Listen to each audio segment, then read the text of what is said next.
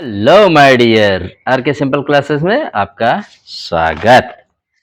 Okay, are के simple classes में आज हम सीए जीएस जीके की 1 से 7 मई वीकली प्रोग्राम ला रहे हैं।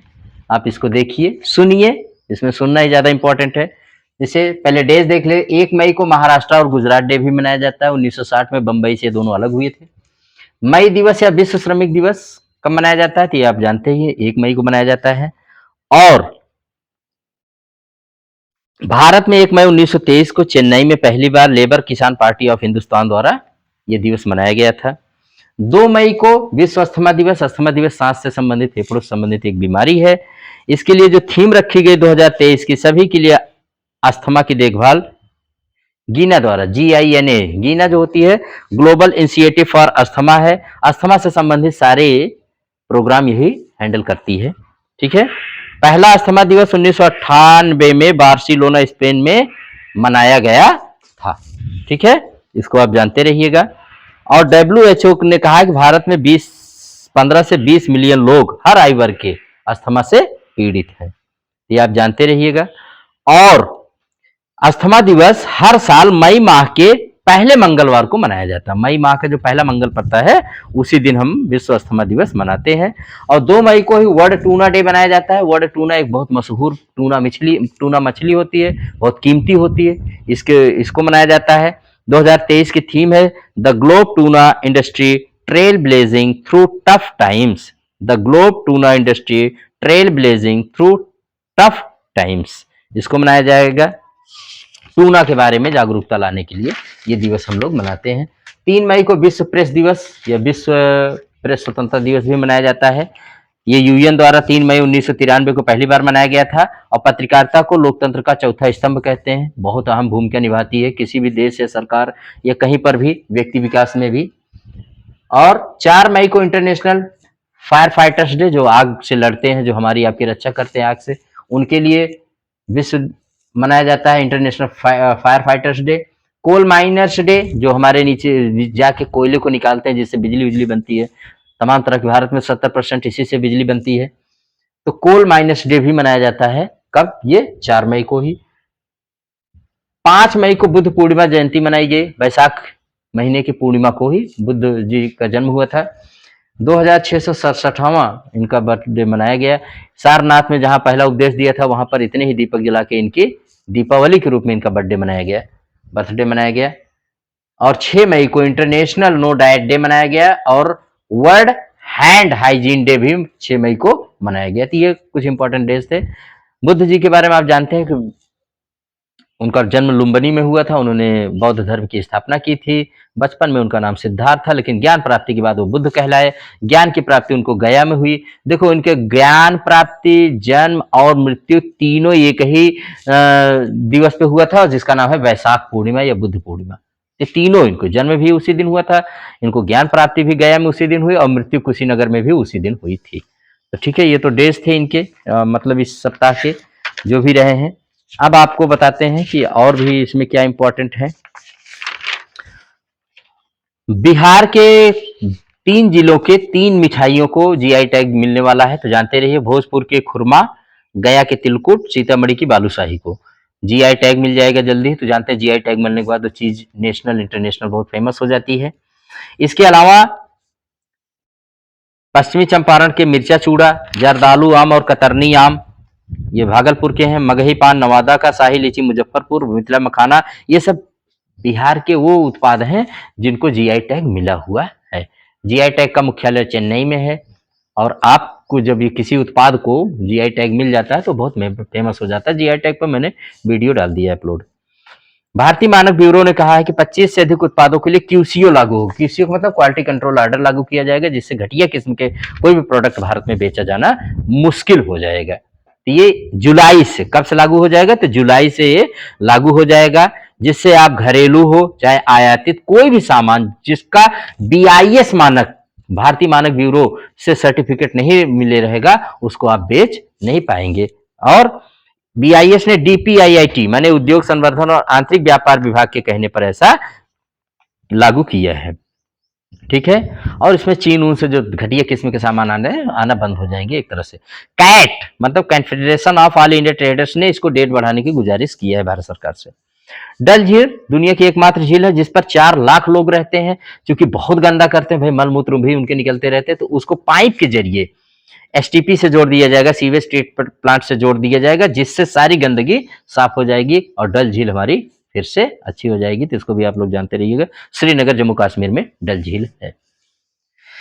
गीता प्रेस विश्व में हिंदू धर्म के धार्मिक पुस्तकों का प्रकाशन करने वाला विश्व का सबसे बड़ा प्रकाशन पब्लिकेशन गोरखपुर में है। गीता प्रेस कहाँ है? गोरखपुर में। इसने अपना 100वां जन्म दिवस स्थापना दिवस मनाया, शताब्दी समारोह मनाया है। इसकी स्थापना जो की थी वो सेठ जी जयदयाल गोयंदका के द्वारा 29 अप्रैल 1923 को की गई थी। लेकिन इसने अपना 3 मई 2023 को अपना 100वां स्थापना दिवस मनाया, क्योंकि वो बैसाख शुक्ल त्रयोदशी थी, तो आपकी बैसाख शुक्ल त्रयोदशी 3 मई को पड़ी थी। गजल गीता संस्थापक द्वारा गीता के 12वें अध्याय के प्रारंभ में 8 श्लोकों की व्याख्या हिंदी कविता के रूप में की गई, जिसे गजल गीता कहते हैं। सभी धार्मिक पुस्तकों को डिजिटाइज करेगा गीता प्रेस, और गीता प्रेस के द्वारा 15 भारतीय भाषाओं में 1800 ग्रंथों का प्रकाशन हो रहा है। सबसे सस्ती, सबसे अच्छी धार्मिक पुस्तक को अगर कोई छाप रहा है, कोई पब्लिश कर रहा है, तो गीता प्रेस करता है। इसकी कल्याण मैगजीन बहुत ही फेमस है, 97 वर्षों से लगातार छापी जा रही है। तो गीता प्रेस के बारे में इसने अपना 100वां स्थापना दिवस मनाया है। क्या छाप रहा है? तो जैसे आप 108 उपनिषद, 18 पुराण, वेद, महाभारत, रामायण, रामचरितमानस, हनुमान चालीसा, ये सब इसके द्वारा पब्लिश किए जाते हैं। और एससीओ का 23वां संस्करण शिखर सम्मेलन जो 3 से 4 जुलाई 2023 नई दिल्ली में होगा। शिखर सम्मेलन इसकी थीम रखी गई सिक्योर एससीओ। ठीक है। अभी मैंने बताया इसके रक्षा मंत्रियों की भी बैठक दिल्ली में हुई थी, और इसके विदेश मंत्रियों की बैठक अभी गोवा में हुई थी, ये भी जानते रहिएगा। और एससीओ जो है चीन द्वारा स्थापित किया गया था, और इसमें चीन और रूस की कुछ ज्यादा चलती, लेकिन भारत भी अब दमदारी से अपनी बात रख रहा है। इसके 8 अस्थायी सदस्य हैं। अंजी खाड़ ब्रिज ये भारत का पहला केबल रेल ब्रिज है जो जम्मू कश्मीर में खुल गया है, ओपन हो गया है। ये जम्मू बारामूला लाइन पर कटरा रियासी सेक्शन में, तो आप इसको जानते रहिएगा। फूड कॉन्क्लेव 2023 पहला संस्करण तेलंगाना राज्य के हैदराबाद में ये मनाया गया।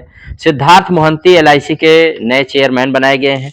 नमो medical education and research institute Silvassa में प्रधानमंत्री द्वारा उद्घाटन किया गया है। सिलवासा आप जानते हैं ये पहले दादरा नगर हवेली की राजधानी हुआ करता था, लेकिन अब दादरा नगर हवेली और दमन दीव को एक मिला के उसकी राजधानी दमन कर दी गई है।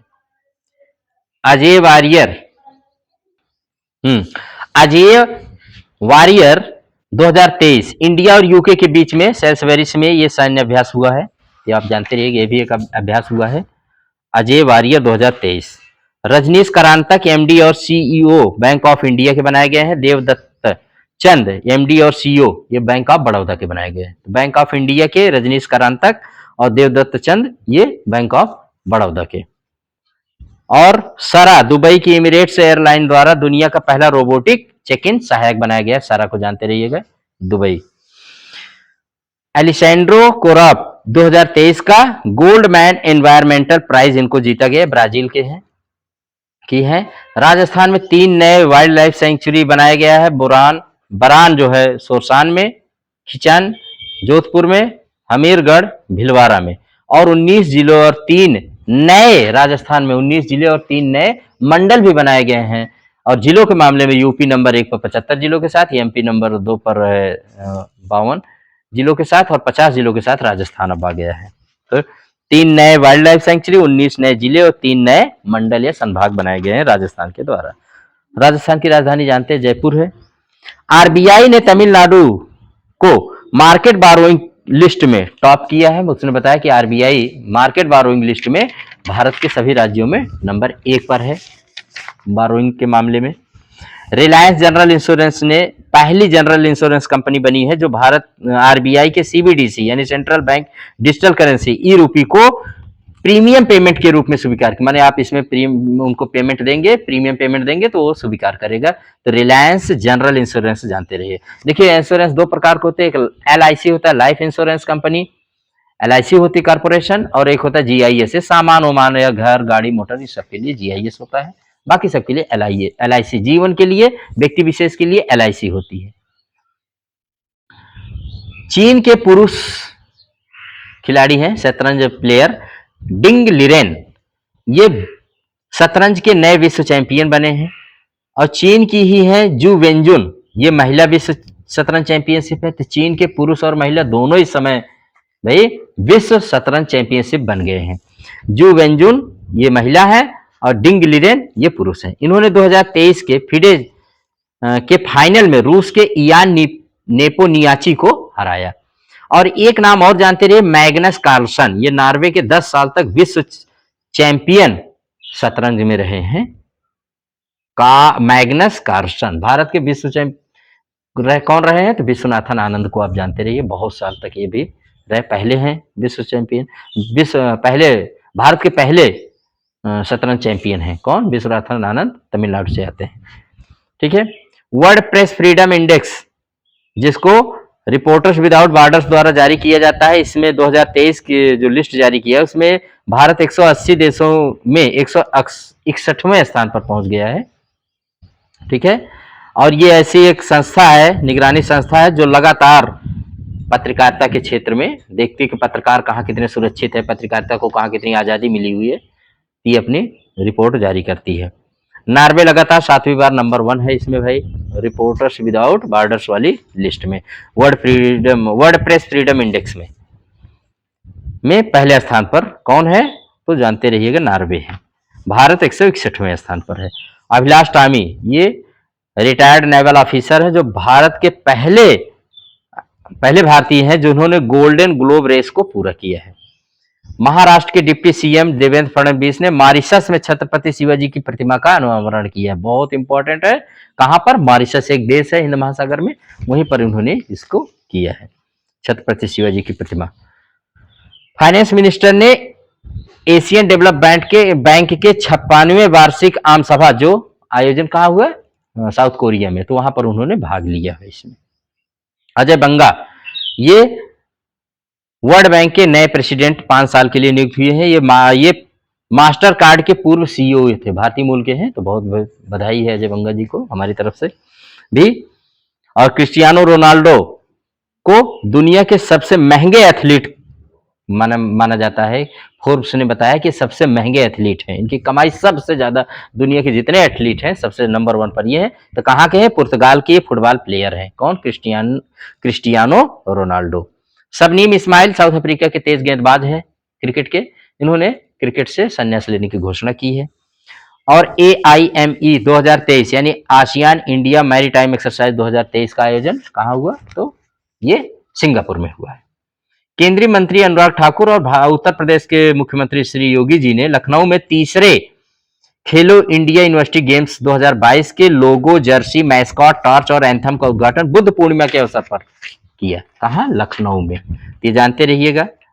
मणिपुर के CM एन वीरेंद्र सिंह ने ILP के लिए फेशियल रिकॉग्निशन सिस्टम को शुरू किया। फेशियल रिकॉग्निशन, ILP क्या होता है? ILP देखो, भारत के पूर्वोत्तर जो 7 सिस्टर्स है, उसमें सारे राज्यों में हम लोग नहीं जा सकते। भारत के किसी भाग से कुछ ऐसे क्षेत्र होते हैं जहां पर उनको कुछ राज्य ही है, आप उनमें जा ही नहीं सकते हैं, भले आप भारत के हैं, लेकिन आप भारत से, तो उनके लिए ILP इनर लाइन परमिट, जैसे आप परमिट लेना पड़ता है, जैसे क्लास में आप घुसते हैं तो मे आई कम इन बोलना पड़ता है कि नहीं, वैसे इन राज्यों में अगर आपको जाना है तो आपको ILP लेके सर्टिफिकेट होता है, उसको आपको लेना पड़ेगा, वो राज्य सरकारें वहां की देती है।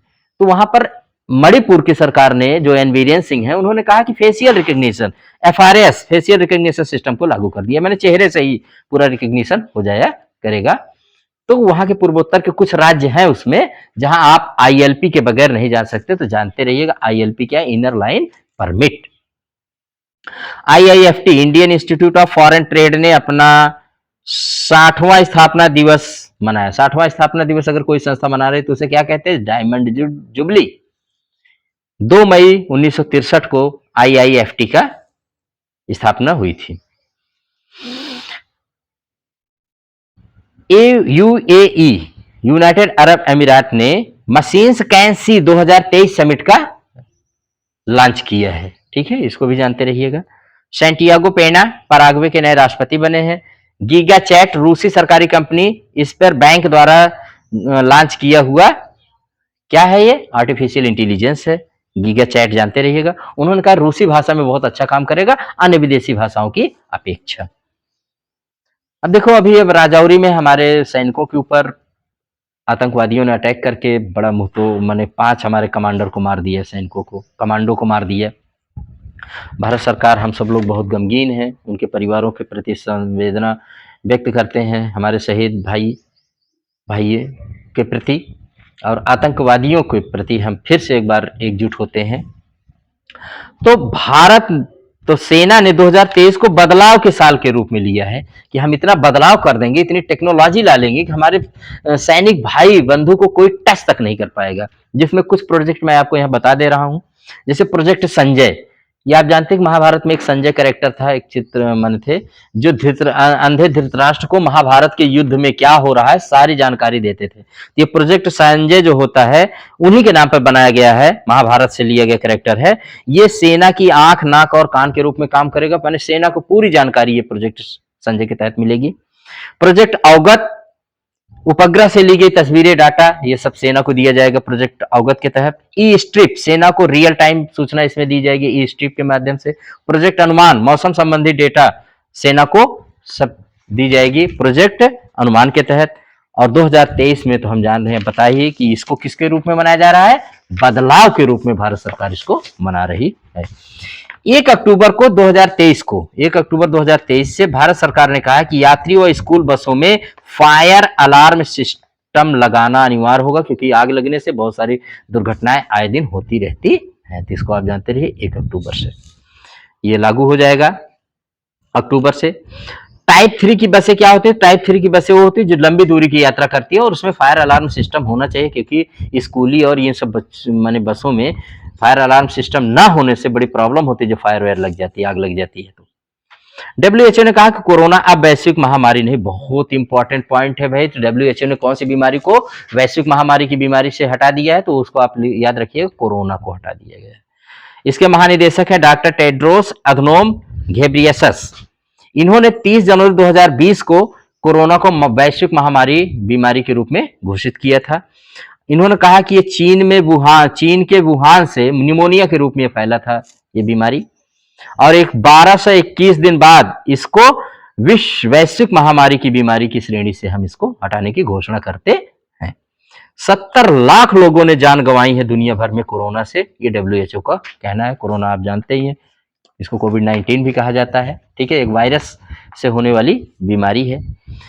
केंद्रीय अर्धसैनिक बलों के भोजन में 30% श्री अन्न शामिल होगा, ये भारत सरकार ने कहा है। मतलब जो हमारे केंद्रीय अर्धसैनिक बल हैं, ठीक है, सेना के अलावा, सेना अलग चीज होती है, केंद्रीय अर्धसैनिक बल होते हैं जो भारत सरकार में होते हैं, जैसे आप देखिए CRPF है, CISF है, BSF है, ये सब असम राइफल्स हैं, ITBP हैं, तो ये सबको अर्धसैनिक बल कहा जाता है। और NDRF, ये सब भी जो होती है NDRF, इन सबको 30% श्री अन्न माने मोटा अनाज। जानते हैं भारत 2023 में विश्व भर में 2023 को अंतरराष्ट्रीय मोटा अनाज वर्ष के रूप में मनाया जा रहा है। भारत के कहने पर ये UN द्वारा मनाया जा रहा है, तो इसको भी आप जानते रहिएगा। 30% इनको पौष्टिक प्रोटीन युक्त भोजन खिलाया जाएगा, ताकि हमारे अर्धसैनिक बल मजबूत रहें और दुश्मनों का मुकाबला कर सके। पटना हाईकोर्ट ने बिहार में हो रही जाति आधारित जनगणना पर लगाई रोक। कहा भाई जब तक हम अगला आदेश न दे, आप ये जात के आधार पर जो समाज में कर रहे हैं ना, ये कुछ बहुत अच्छा मुझे नहीं लग रहा है, इस पर हम रोक लगाते हैं। ये आप इसको जानते रहिएगा। ये सब नेताओं की वही चाल है, जो अंग्रेजों ने अधूरा छोड़ के गए थे, वही आज हमारे हमारे नेता लोग कहीं ना कहीं पूरा करने की कोशिश कर रहे हैं। डिवाइड एंड रूल, अब जातियों को गिना जाएंगे, जातियों के आधार पर होगा, तो उसमें क्या होगा, कोर्ट को लगा ऐसा कि भाई ये समाज में अच्छा संदेश नहीं जा सकता, इसलिए उन्होंने रोक लगाया है। अब क्या करेंगे, अध्ययन करने के बाद उसके जो मंगाएंगे उसके बाद ही वो निर्णय लेंगे। आप जानते रहिए कि बिहार में जाति आधारित जनगणना हो रही थी, जिसमें पटना हाईकोर्ट ने रोक लगा दी है। भारत सरकार ने आतंकी गतिविधियों में शामिल हो या इस्तेमाल किए जाने वाले 14 ऐप पर प्रतिबंध लगा दिया था। गृह मंत्रालय ने वैसे किया था तो 15 ऐप पर सिफारिश, लेकिन 14 पर ही रोक लगी है। देखिए हमारे यहाँ है IT एक्ट 2000 के तहत भारत सरकार किसी भी ऐप पर जिसका कोई प्रतिनिधि भारत में नहीं है, या जिस ऐप के बारे में कोई बहुत अच्छी जानकारी नहीं है कि कहाँ से संचालित हो रहा है, कौन संचालित हो रहा है, किस पर्पज से हो रहा है, ऐसे सारे ऐप को भारत सरकार अगर चाहे तो आईटी एक्ट 2000 के तहत बैन कर सकती है। तो भारत सरकार ने 14 ऐप को क्या कर दिया, बैन। पिछले साल भी आप देखे होंगे, कई पिछले वर्षों में लगातार ऐप को बैन किया गया, जैसे चीन के टिकटॉक था, वीचैट थे। तो अभी अभी भारत सरकार ने 14 ऐप को और बैन कर दिया, क्योंकि इसका इस्तेमाल हमारे देश के खिलाफ, चाहे वो आतंकवादी हो, चाहे दूसरे व्यक्ति भी अगर देश में भी हैं, अगर हमारे देश के खिलाफ ही हैं तो हमारे देश के लिए तो अच्छे हैं नहीं। तो ये ऐसे ऐप यूज किए जा रहे थे जिसका कोई भी प्रतिनिधि हमारे भारत में नहीं था और जिसकी जवाबदेही कहीं से नहीं बन रही थी। तो भारत सरकार ने इनको भारत की संप्रभुता और अखंडता के लिए खतरा मानते हुए इन पर ऐप पर बैन कर दिया है। तो ये आप जानते रहिएगा। और मां काली, यूक्रेन ने मां काली का बम के धमाके से उठे धुएं के ऊपर एक मां काली का चित्र बना करके उस पर लिखा है वर्क ऑफ आर्ट बनाया था, जिस पर भारत ने या भारत के लोगों ने प्रतिक्रिया की थी। तो यूक्रेन ने इससे भारत पर माफी मांगी। उन्होंने कहा हम भारत के सभ्यता और संस्कृति की सम्मान करते हैं और हम इसके लिए माफी मांगते हैं जो बम के धुएं के ऊपर माँ काली की आकृति को बनाया गया था। तो ये भी क्वेश्चन आ सकता है कि माँ काली की किसने अभी बम के धुएं में आकृति बनाई थी और जिसके लिए उस देश ने माफी मांगी भारत सरकार से। तो जानते रहिएगा यूक्रेन, क्योंकि यूक्रेन और रूस में पिछले 1 साल से युद्ध चल रहा है। तो यही था मेन न्यूज जो हमने आपको बताया है कि 1 से 7 मई तक मैंने इकट्ठा किया है, डे भी बना दिया है। अब पुस्तकें हैं तो पुस्तकें मैं अगले सेशन में डाल दूंगा, तो या कंप्लीट करवा दूंगा जो भी पुस्तकें हैं। अब डे जिसके बाद ही आएंगे, ठीक है। तो आप हैप्पी रहिए और एंजॉय करिए, खूब एंजॉय करिए इस क्लास को। ऐसे ही सुन सुन करके ही आप अपने जीएस के और करंट अफेयर्स को तैयार कर लीजिए, ठीक है। सुन सुन करके, पढ़ने की नहीं, सुन करके ही आप तैयार करवा सकते हैं। ये आर के सिंपल क्लासेस का वादा है। अब इसी के साथ आप इसको लाइक, शेयर एंड सब्सक्राइब कर सकते हैं। इसके लिए आपको बहुत बहुत थैंक्स कि आप लोग इसको लाइक कर रहे हैं, शेयर कर रहे हैं और वॉच कर रहे हैं। और भी जो कोई कमी हो तो आप अपनी हमको कमेंट में इसको डाल सकते हैं। Thank you very much.